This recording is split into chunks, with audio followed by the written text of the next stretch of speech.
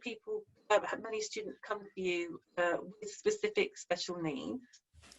I do. I have parents who come to me and tell me up front that their child is dyslexic or has an ASD diagnosis or various other things. And I guess, like you, I've become quite well known locally as someone who's really good at working with those children. And a lot of that comes from the fact that I spent years in schools working with them, but it's about how I am with children as well. So I guess the individual diagnosis, it's really, really helpful for me to know in advance if there is one and know some of the attributes of that and things that people have said about it. But ultimately, it's about taking a child at face value and listening and having the patience and just sort of going with the flow and having this huge stack of things that I might possibly work with them on. And watch, that thing where you look at the body language and you pick things up and you can identify that, oh, that's a stress point, that's a bit too much of a stress point, so let's back off, let's go at it a slightly different angle so we can get the same learning done but a different way that's not going to cause the stress and build the confidence up. And very often these children who have diagnosis of various things, they've got all the chips on their shoulder of what they can't do. So a lot of it's about listening and reminding them what they can do and making them feel really good. I think it is. It takes time. It takes time to do that, doesn't it? And sometimes you need to have that understanding from the parent that this will take time for you to get to know that person, because that person might have difficulty socialising anyway. And then so you've got to sometimes it's a matter of taking your time, watching, seeing how they're reacting and trying out different things. Oh no, that doesn't work, let's try this, and adjusting to it. And I suppose having lots of different tools in your toolkit to sort of try and work. I kind of find I am still, despite all the years of working, say like for example with children with ASC, there is such a wide spectrum.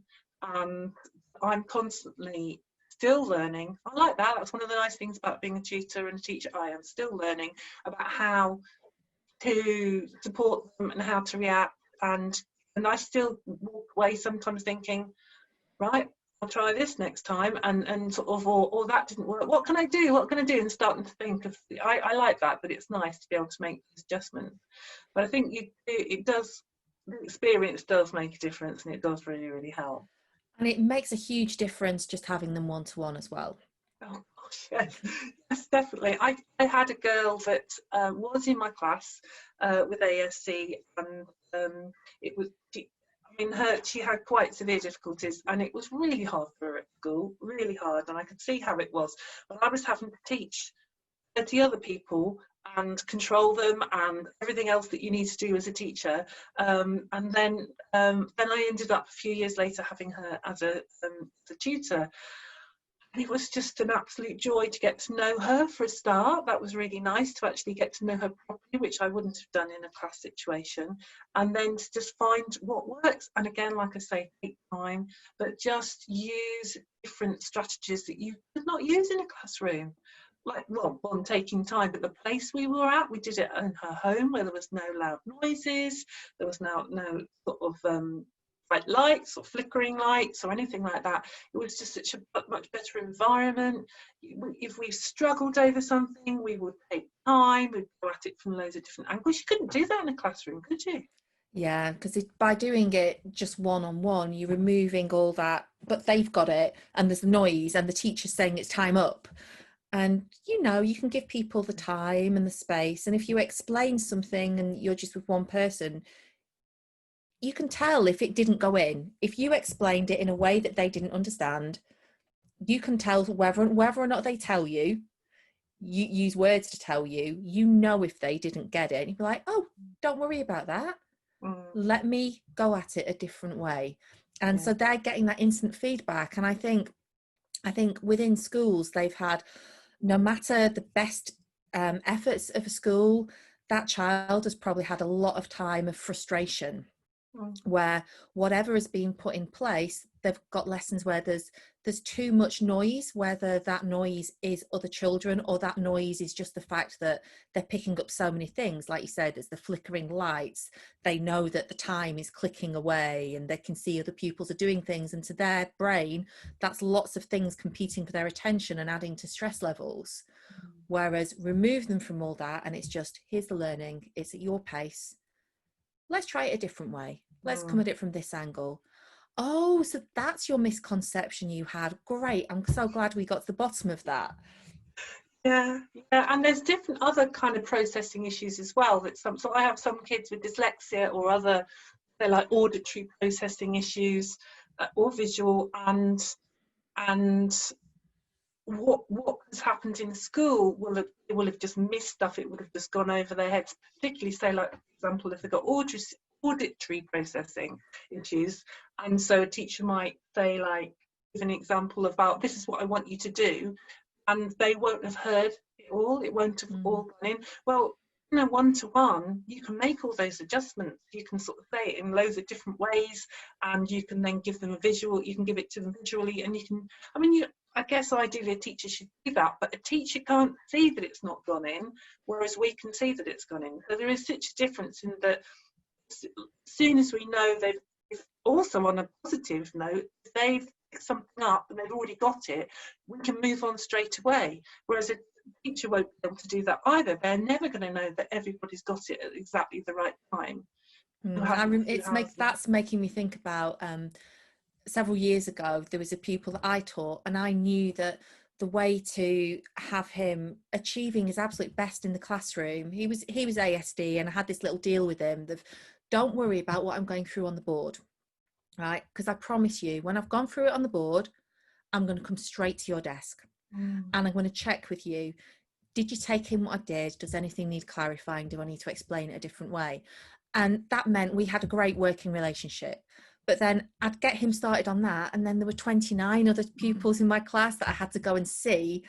And he was that person where I knew he could not start the work, he could not make a start unless I'd been there in person, one-on-one with him.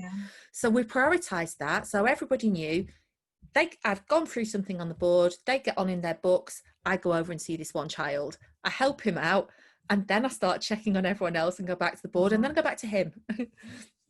So there is that sort of like, if you're in a classroom situation, you know what someone needs, but there has to be that delay where they can't have it instantly.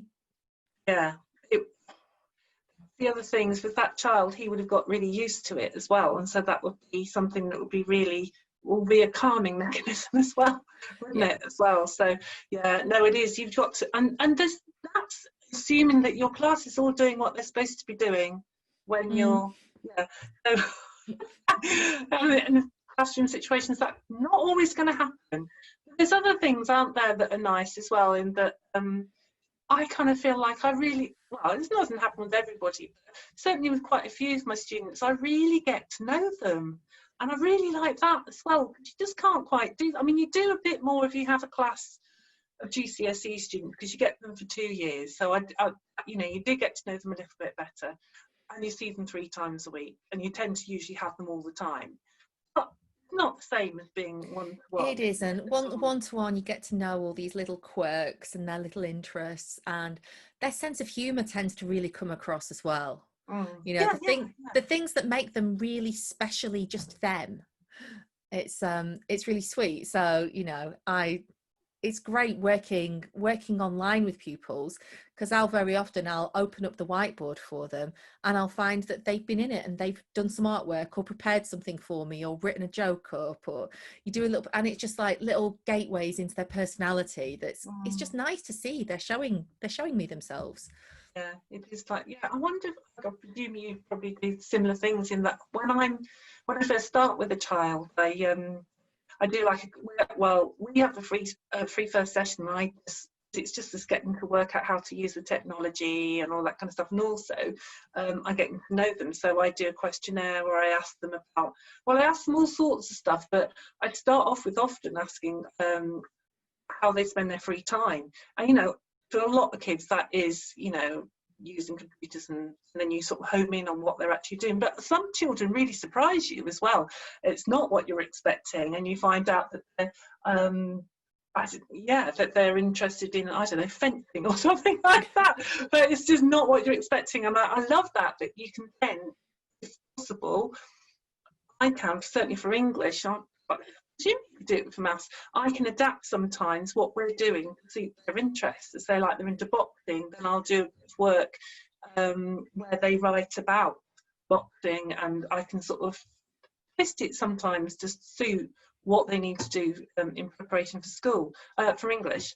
Yeah, I presume you can do the same kind of thing in maths a bit. I Not can. always. So, well, if we're looking at some wordy questions, and wordy questions come up for so many different topics. You know, you can have wordy probability or percentage, all these things. If they've got something that they're really into, you can just make sure that your sentence is about that.